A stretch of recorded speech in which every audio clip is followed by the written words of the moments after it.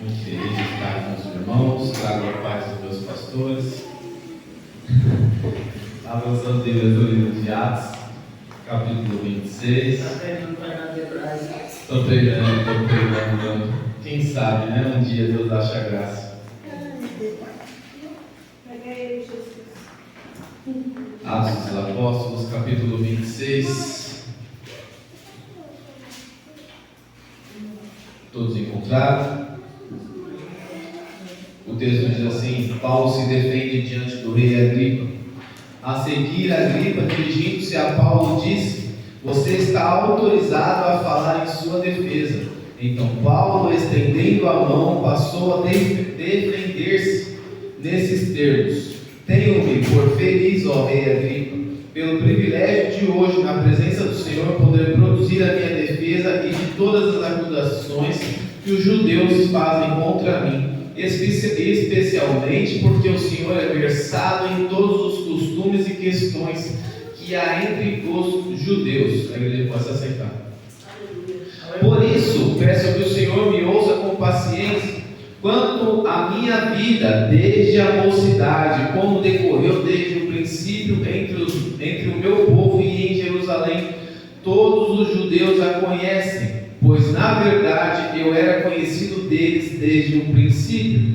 Se assim o quiserem testemunhar, porque na condição de fariseu vivi conforme o partido mais rigoroso da nossa religião, e agora estou sendo julgado por causa da esperança da promessa feita por Deus aos nossos pais, a qual as nossas 12 tribos, servindo a Deus fervorosamente, noite e dia almejam alcançar. É por causa desta esperança, ó rei, que eu sou acusado pelos judeus, porque se julga incrível entre vocês que Deus ressuscite os mortos. Na verdade, eu pensava que devia fazer muitas coisas contra o nome de Jesus, o Nazareno, e foi exatamente o que fiz em Jerusalém. Havendo eu recebido a autorização dos principais sacerdotes, encerrei muitos dos santos na prisão, e quando os condenava à morte, eu dava o meu voto contra eles. Muitas vezes os castiguei por todas as sinagogas, obrigando-os até a blasfemar. Demasiadamente enfurecido contra eles, eu os perseguia até em cidades estrangeiras. Para quem não conhece o rei Agripa, ele é filho de Herodes, perseguidor dos cristãos, parente do outro Herodes, que mandou matar todas as crianças na época em que Jesus nasceu. Então, levando em conta os costumes, Paulo já chega dizendo para o rei: você bem conhece de onde sua família vem, você bem sabe todos os nossos costumes como judeus, porque Herodes, apesar de cidadão romano, também tinha a família do lado judeu, então ele tinha os conhecimentos. Aleluia! Paulo começa a fazer a sua defesa, ele vai falar assim no versículo 12: com isto em mente, parti para Damasco, levando a autorização dos principais sacerdotes e por eles comissionado. Anteriormente, Paulo mesmo ia dizendo: dos fariseus eu era bem instruído, como o Senhor, ó rei. Eu conhecia todos os costumes, eu sabia o que estava fazendo. Em algumas traduções, Paulo vai dizer de hebreus. Então eu tinha raiz, eu estava, eu conhecia. E ele continua dizendo em sua defesa: ao meio-dia, ó rei, enquanto eu seguia pelo caminho, vi uma luz no céu mais resplandecente que o sol, que brilhou ao redor de mim e dos que iam comigo. E caindo todos por terra, ouvi uma voz que me falava em língua hebraica: Saulo, Saulo, por que me persegue? E isso é algo muito interessante, porque Jesus vai perguntar por que ele está perseguindo. Jesus sabe por que ele está perseguindo. Mas interessante é se perguntar por que que ele foi tão específico para o Agripa? Se no texto da própria conversão dele, lá em Atos 9, 8, se eu não me engano, ele não cita isso. Aqui ele cita para o rei, porque o rei, como ele é instruído, a ponto de saber que quando ele fala que ouviu o Senhor falando com ele em língua hebraica, como a gente ouve frequentemente alguém dizendo, ele já reconhecia que era Jesus. Mas não, ele não reconhecia que era Jesus. Mas ele tinha o respeito de quando ouvia alguém falando em língua hebraica, de parar para ouvir.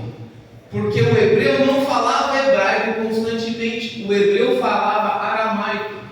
Como o próprio Jesus, quando sobe a cruz, ele vai dizer Aloi, Aloi, lama sabachthani. Isso é aramaico, não é hebraico. Mas quando Paulo ele é específico, falava comigo em língua hebraica, ele estava dizendo, era alguém que tinha tanta sabedoria, tanto conhecimento, quanto merecia o meu respeito, para que eu parasse para ouvir. Aleluia. E aí ele ouve Jesus falando com ele, Paulo, Paulo. Não, ele ouve, Saulo, Saulo, por que me persegues? Só que quando Paulo vai dizer que ele é hebreu de hebreu, ele tem por seu costume até os 13 anos conhecer toda a história dos seus antepassados. Só que quando a gente sabe o que acontece no passado, nós evitamos um problema no futuro. Era isso que Deus estava mostrando para Saulo. Só que Saulo está na nossa tradução. Mas Saulo, em hebraico, não é Saulo, é Saul. Era Jesus perguntando para ele, Saul, Saul, por que me persegues? No entendimento de Saulo, em todo o seu conhecimento, ele vai fazer o quê? Ele volta no conhecimento passado, ele vai falar, opa, eu já ouvi isso antes. A mesma voz que dizia para Saulo, lá atrás, também disse para Saul. Saul, da tribo de Benjamim. Paulo, da tribo de Benjamim. Então Paulo começa a refazer um contexto para dizer, lá atrás, o meu antepassado Saul ouviu isso e estava errado.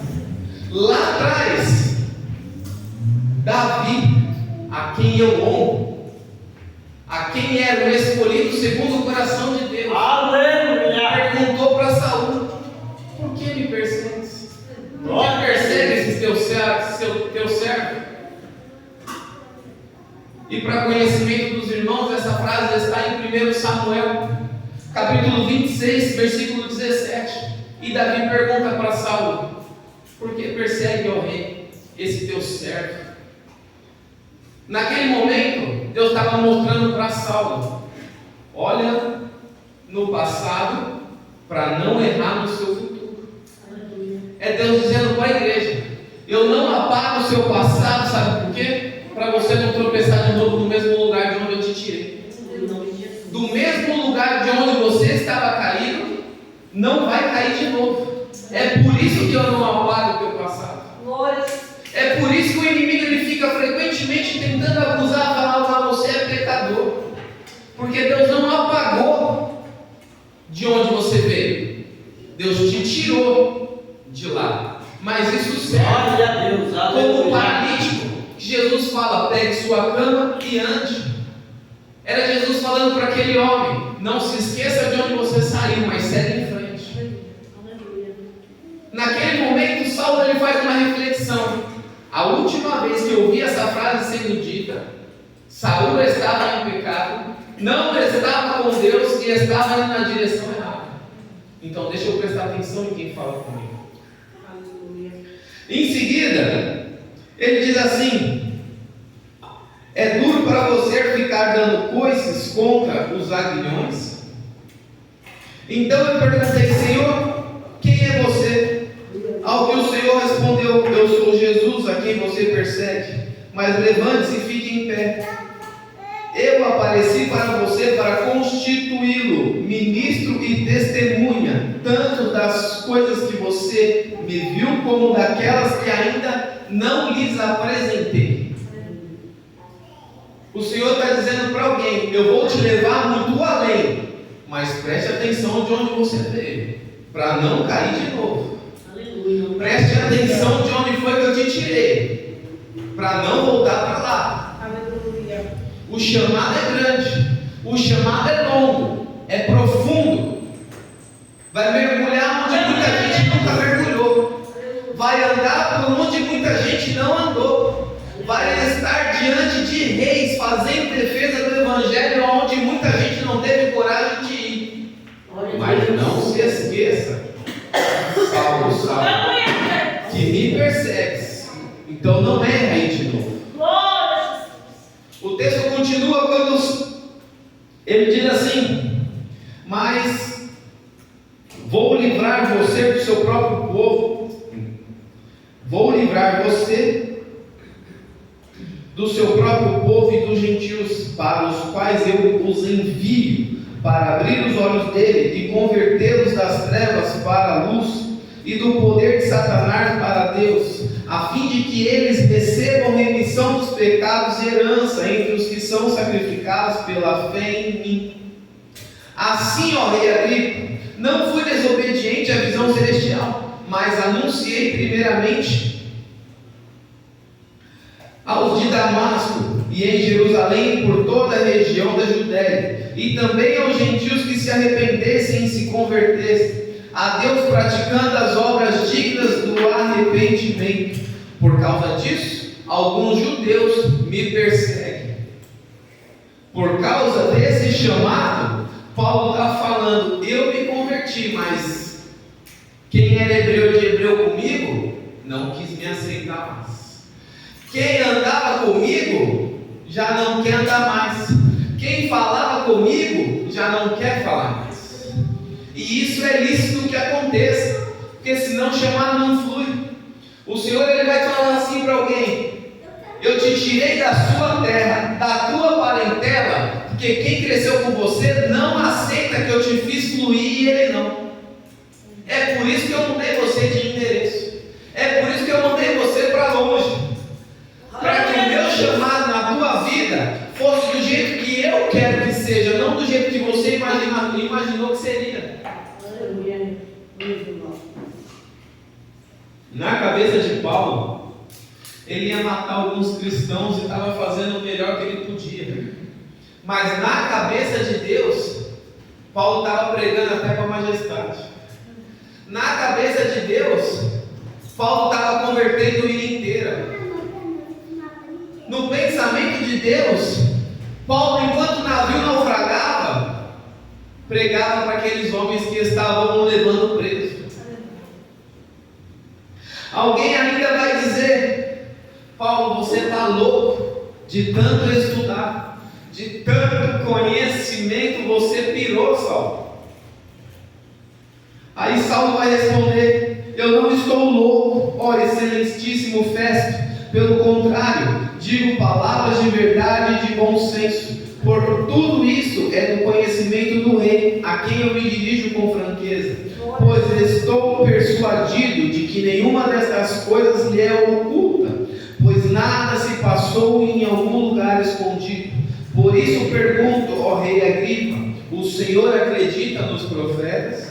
Eu sei que o senhor acredita. Então Agripa se dirigiu a Paulo e disse: por você não me convence a ser cristão.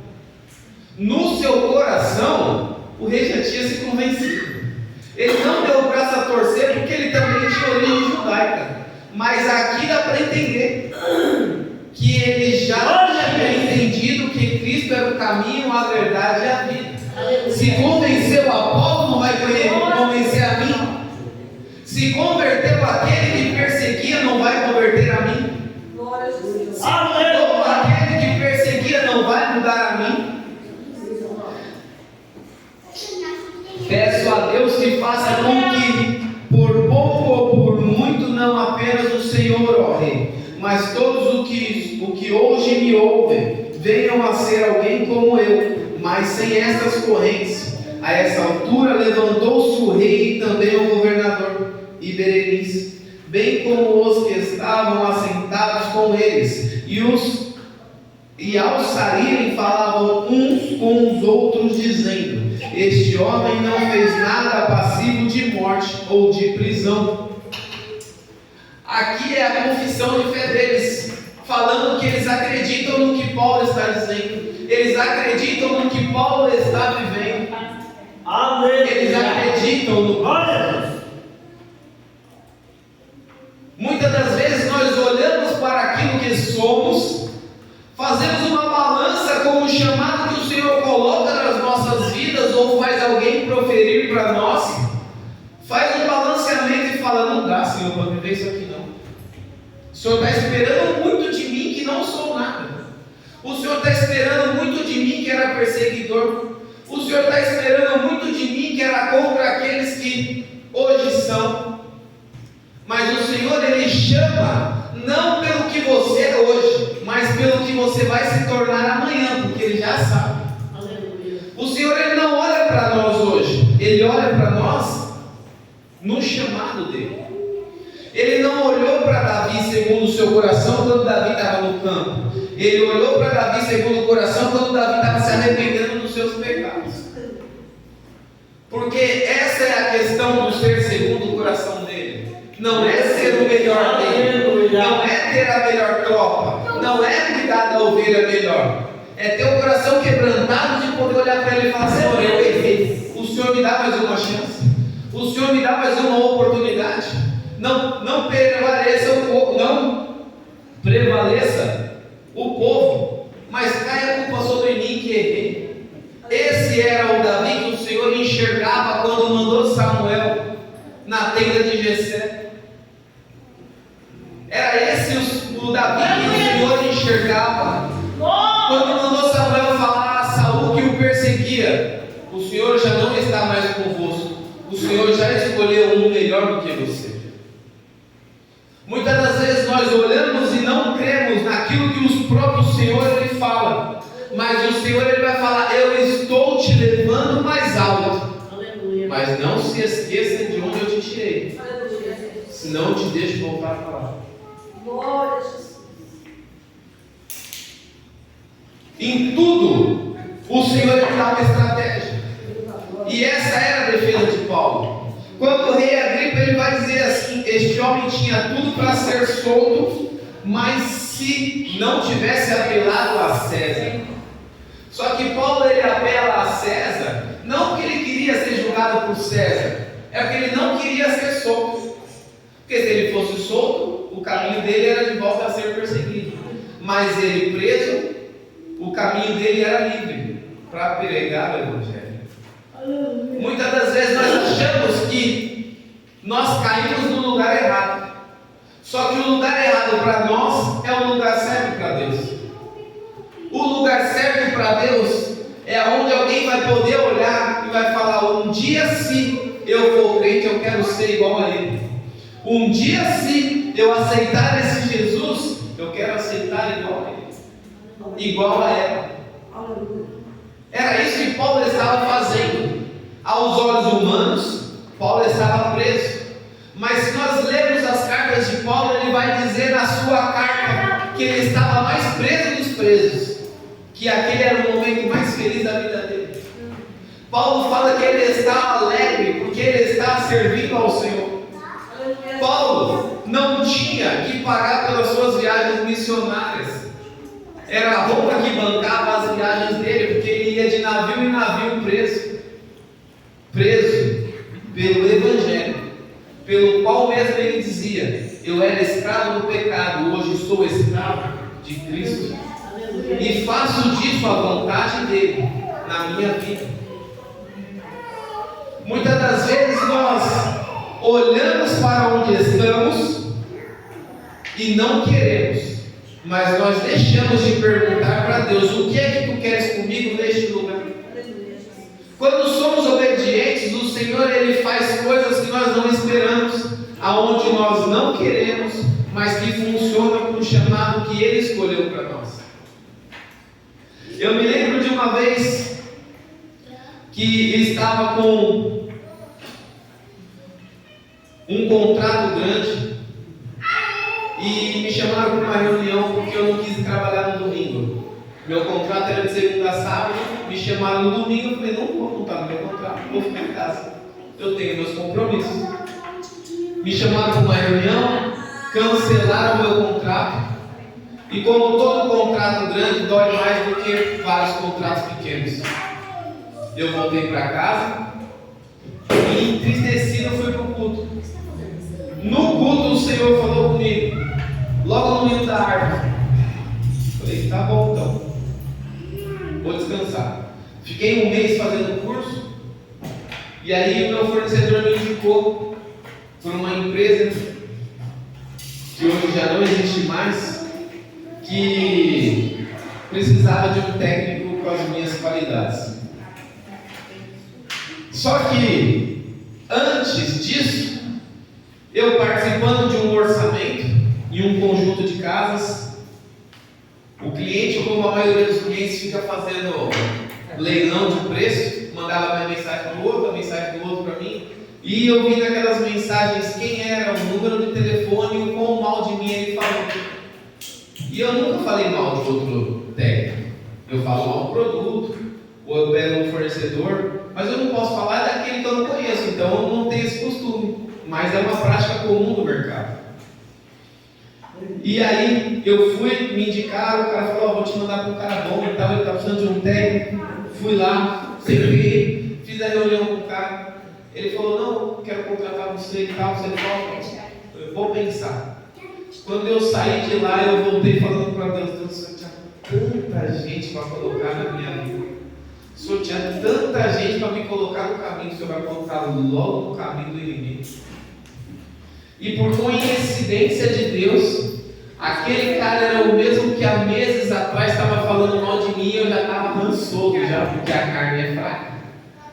A gente louco para pegar o concorrente no pescoço. E aí o Senhor falou para mim, vai. E eu fui.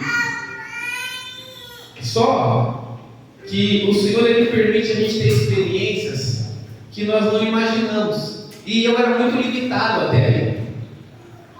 E só que quando a gente é limitado, a gente deixa de fazer algumas coisas porque a gente não acha que tem capacidade. E esse cara me empurrou para frente com a empresa dele. Ele falava para mim, só tenho você, vai você mesmo. Mas eu não sei, vai você mesmo. Catava o material, largava no cliente e botava aí. Se eu errasse, eu estava errando com as coisas dele. Então isso, em caso de experiência, foi bom para mim, porque eu não errava para mim. Se eu errasse, eu errava na conta dele. O cliente ia brigar com ele, não ia brigar comigo. Então eu podia fazer as coisas sem medo. Eu não fazia para errar, eu fazia com excelência. Mas se eu errasse, eu não tinha medo de errar, vocês entenderam? Passou um tempo, essa conversa foi se desfazendo, esse contrato foi desanimando, e eu falei para Deus, eu já cansei, já deu meu tempo aqui, eu quero sair, quero deixar de fazer serviço para esse cara e fazer serviço, meus próprios serviços, eu quero sair daqui para o outro lado. E nada de eu conseguir me livrar desse cabra, nada. Pois Deus permitiu a empresa falir para mim poder me desvincular dela. A empresa faliu, mas eu aprendi a ser grato.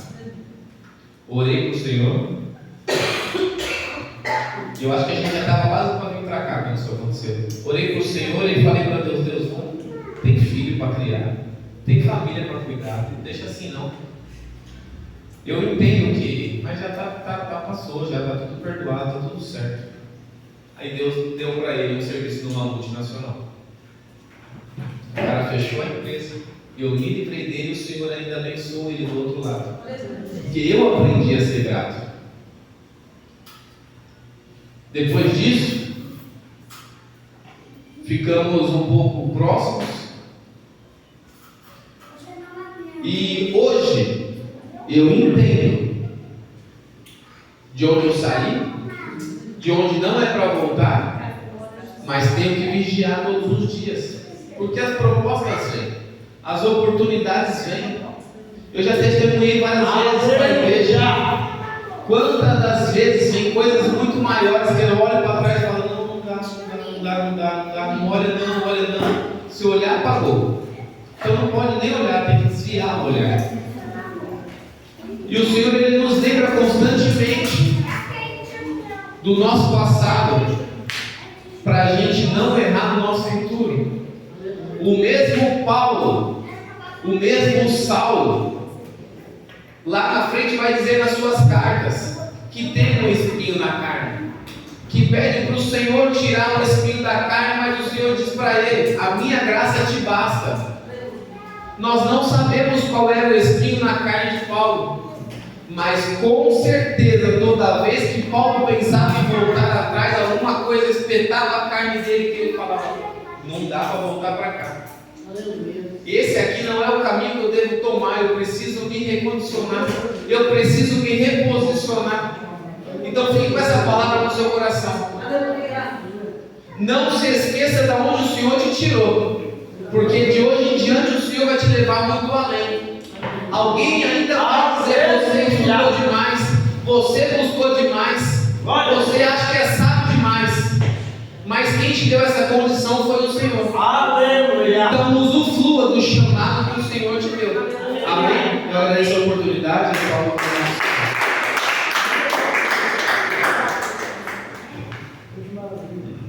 Aleluia, Jesus.